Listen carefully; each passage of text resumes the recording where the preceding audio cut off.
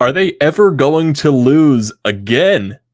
Are the Philadelphia Phillies ever going to lose another game? My God, that's a 9-game winning streak for your Phillies. Rob Thompson is still undefeated as a manager to start out his career. Man, this is a nice stretch this Phillies team has been on. And low scoring, too. This was a 4-0 shutout over the Arizona Diamondbacks. Zack Wheeler was dominant. Bryson Stott goes yard again. And you get some insurance runs, and you don't have to use Corey Knebel in the ninth inning. Christopher Sanchez comes out there, allowed a couple of base runners, but some nice defense behind him. Made sure that inning went by more smoothly than not. Also, starting this game off as well, you're kind of talking to yourself because you see the lineup come out and you see Matt Vierling as the starting second baseman. And Matt Vierling had a good amount of plays that went to it, and he made him look nice. He made him look good. Matt Vierling, best second baseman in baseball. But still, that was like a questionable thing to see that. But hey, it worked out in the end. And at the end of the day, I'm never questioning Rob Thompson again in my life, because I honestly made that question too when I saw Christopher Sanchez out there in the ninth inning. I'm like, Sanchez out there in the ninth. I understand the 4-run lead.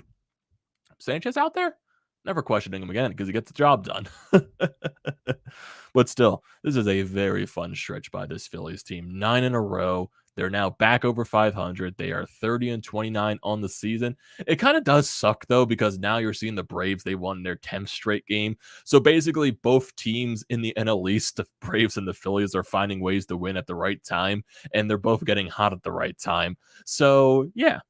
So I kind of guess you could say the Phillies winning streak is kind of getting undershadowed by the Braves, but still both should be talked about at the same time because both of these teams are just on an absolute tear right now. And hey, more merrier, more the merrier right now to make this NL East race more surprising, more fun, I guess. So yeah, I'm having fun. We're all having fun here. It's a very fun time watching this Phillies team. Bryce Harper hustling around the bases. We can get Nick Castellanos with a check swing RBI double. Bryson Stott doing his thing, and Zack Wheeler out there just doing his thing, being the ace of this ball club, just being absolutely dominant out there on the mound. It's very nice to see. Home plate umpire, though, it's kind of bad. It's kind of bad out there today. Very wide strike zone, very inconsistent. I'll talk about that later because it was very funny because there were some questionable calls out there. But before we get into the rest of this game, what is going on, everyone? And welcome back to TTP Sports. The most important thing you can do is hit that subscribe button if you're looking for all the latest Philadelphia sports news, recaps, and events. This is the place to be at, depending on the outcome, great or miserable, depending on the outcome. And if you are a current viewer of the channel, I'm grateful for you being here that long and looking to continue that down the road. And if you're looking for tickets to upcoming sporting events, concerts, whatever you can think of, use the code TTP Sports down below for $20 off your first purchase at SeatGeek. So that could be tickets to any upcoming Phillies home game. Get yourself on a Phillies road trip. It's a deal you can't pass up on. $20 in your pocket. It avoids the fees. Use that for parking, concessions, alcohol, whatever you could think of. So great deal. Don't pass up on it. Use the code TTP Sports for $20 off your first purchase at SeatGeek today. So the Phillies win game 2 of this series between them and the Diamondbacks. They win this series against the Diamondbacks. They have now won 9 straight games. Rob Thompson is 8-0 to start his managerial career. Phillies are back above 500 at 30-29, and all feels right now. Overall, just a fantastic game. Zack Wheeler, just absolutely dominant out there on the mound. 6 innings pitched, 2 hits allowed, 8 strikeouts on 98 pitches. I will give credit to the Diamondbacks, though. They made Zack Wheeler battle out there a little bit. Got into a lot of, deep counts, fouling a lot of pitches off. I forget who, I believe it was Perdomo that had like a 10-pitch at bat that ended up resulting in an out. But still, they were battling basically throughout the entire 6 innings. But Zack Wheeler basically, if people are, fouling off the, fastball, fouling off that, 97, 98 mile an hour heater, I'm going to throw a nice little curveball in there, get some off speed there to get their timing off and strike them out, get their ass back into the dugout. Zack Wheeler was just simply fantastic out there on the mound today. And this stretch that Zack Wheeler has been on has been flat out dominant, what he has been doing. Pitcher of the month for the month of May. And it's funny too, when you go out there and play MLB The Show, when they do the roster updates and you see guys go from the gold rating to the diamond rating. For some reason, Zack Wheeler is not a diamond or anything. not getting recognized for his pitcher of the month status. Kind of underrating Zack Wheeler right there and be the show. When Aaron Nola, even though Aaron Nola has been really good, he went to a diamond. Come on. Zack Wheeler at a diamond? Come on. Be better than that.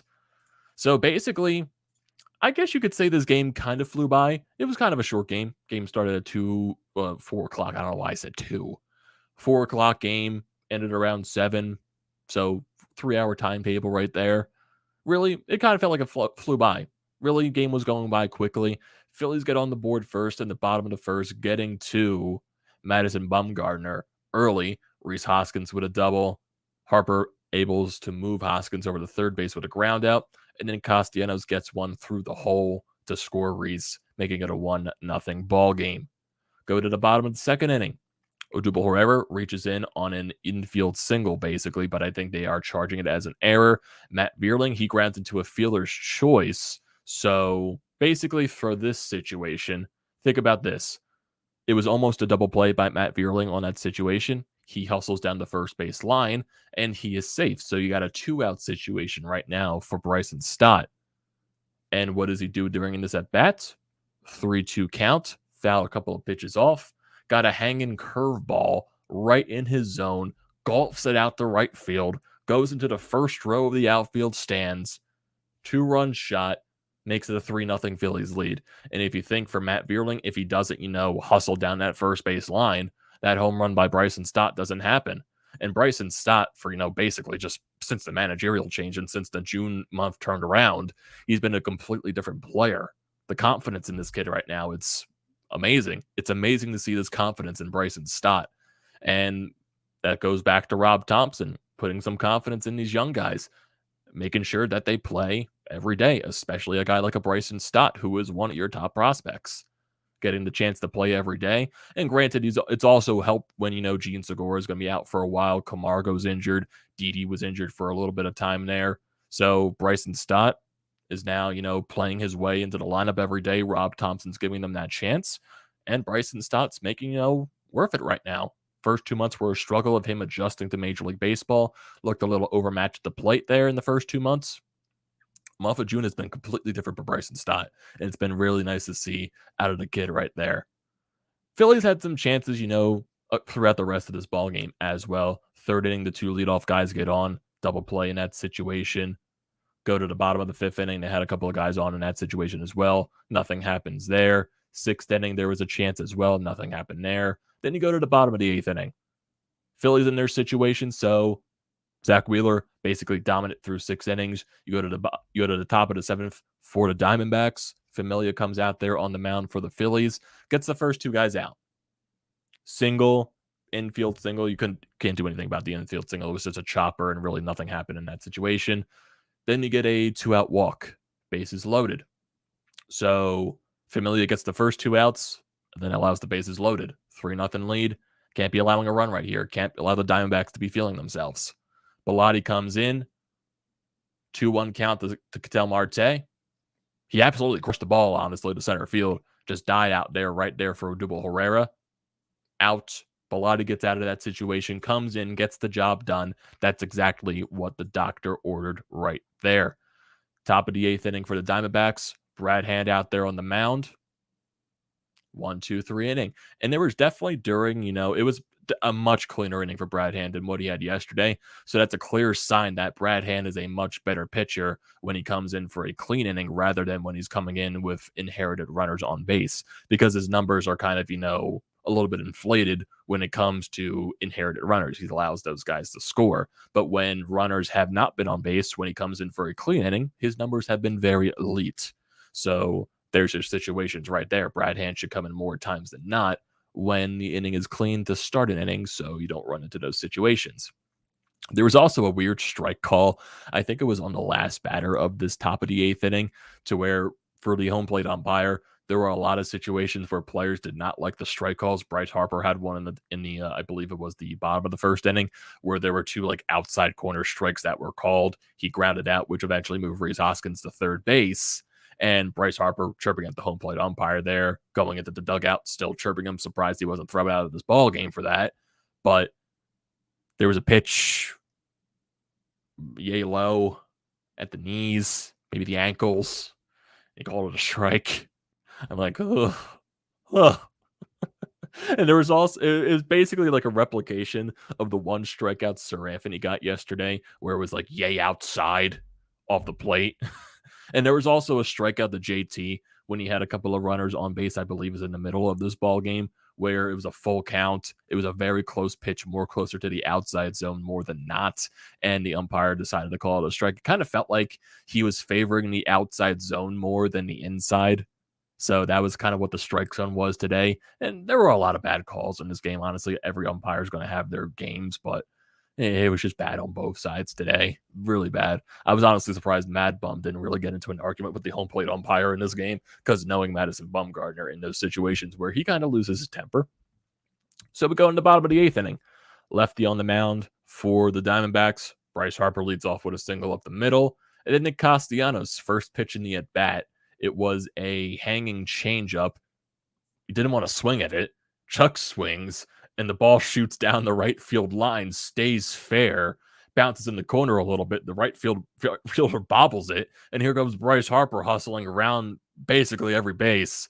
If, the throw was better by the right fielder, Harper probably would have been gunned out, but the throw was terrible, and Harper was safe. So, hey, when you're riding hot, things are going to go your way. And that's exactly what's happening to the Phillies right now. So, hey, we take it any day of the week. Top of the ninth inning, Sanchez out there on the mound. Allows a leadoff single, but then you get a great play by Alec Boehm. Gets the lead runner out at second base. Sanchez with a nasty pitch to strike out the next guy on a sinker. Then you get an infield single, but then you get a ground out to Matt Vierling to end off the ball game. And I guess that means I guess that's the great ending right there. The guy that, questions starting second base gets the final out of the ball game. So yeah, Phillies win by a score of 4-0. Looking at the lineup today, Kyle Schwarber gets another hit. He is 1 for 4 in this game. Rhys Hoskins, another multi-hit game, so his bat's waking up a little bit. 2 for 4 today. Bryce Harper, 2 for 3 with a walk. Nick Castellanos, 2 for 4 with 2 RBIs in this ball game. JT goes 0 for 3. Alec Boehm goes 0 for 4. Odubel Herrera goes 0 for 4. Matt Vierling goes 1 for 3. And Bryson Stott goes 1 for 3 with the 2-run bomb. So he gets 2 RBIs on the day. Runners in scoring position, not the best today. Phillies were 1 for 9, but at the end of the day, I guess it doesn't matter when you win 4-0. Leave 6 runners on base. Looking at the rest of the pitchers in this game, Familia, he got the first 2 outs in that 7th inning, but then just struggled to get the final one. 15 pitches, 2 hits allowed, 1 walk, 1 strikeout. Bilotti, 4 pitches, retired to Ketel Marte to get out of that bases loaded situation, so solid out of him.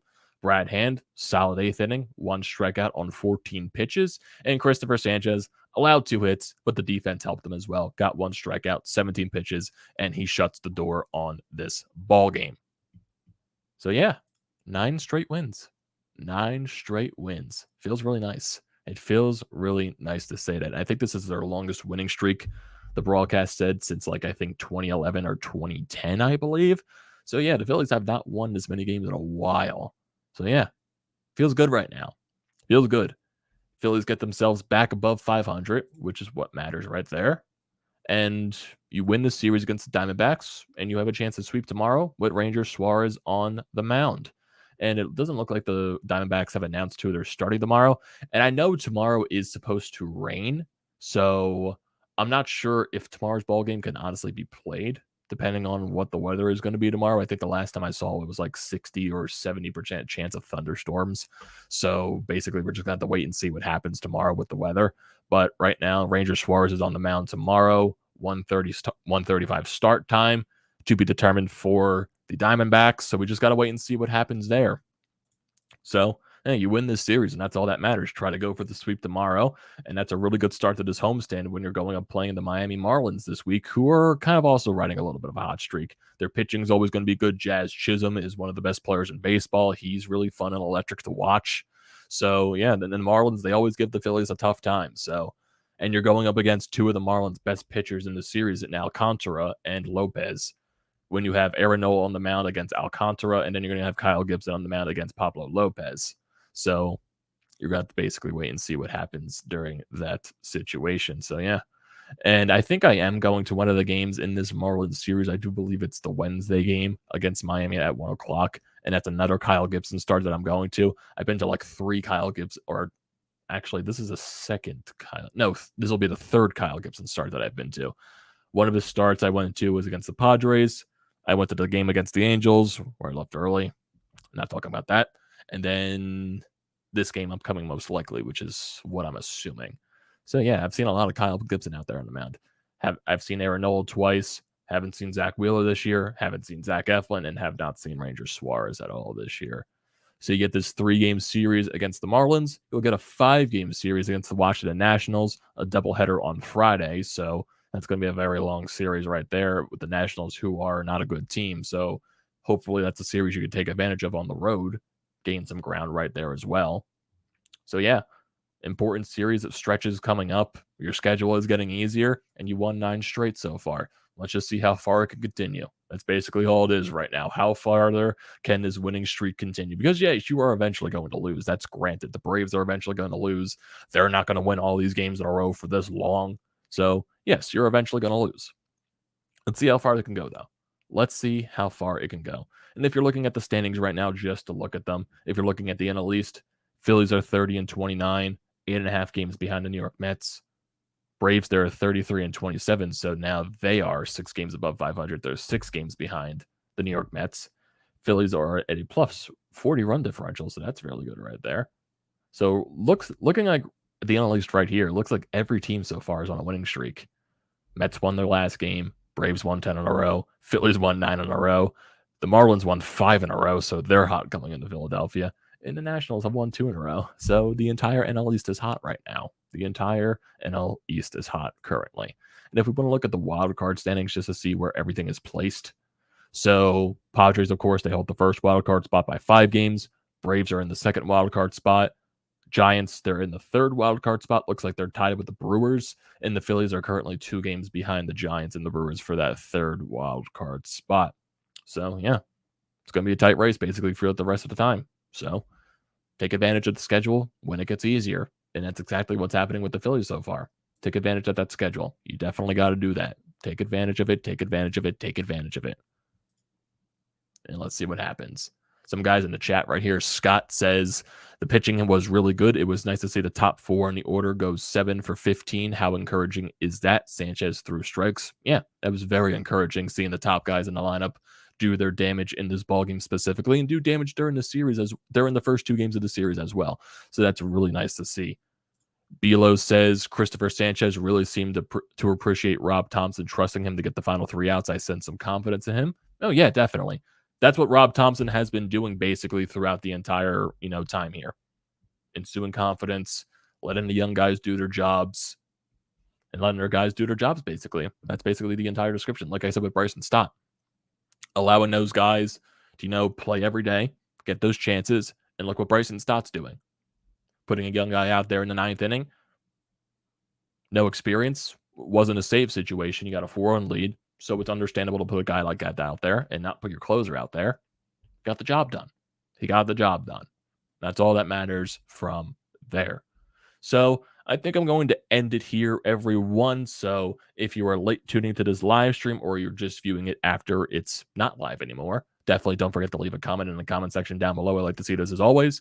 Don't forget to drop a like on this video. Don't forget to check out everything down in the description below. Painted Lines, BrodesMedia, everything else. I definitely recommend it. Also, don't forget to hit that subscribe button. And also, don't forget to use the code TTPSPORTS. $20 off your first purchase at SEATGEEK today, everyone. And I will see you next time.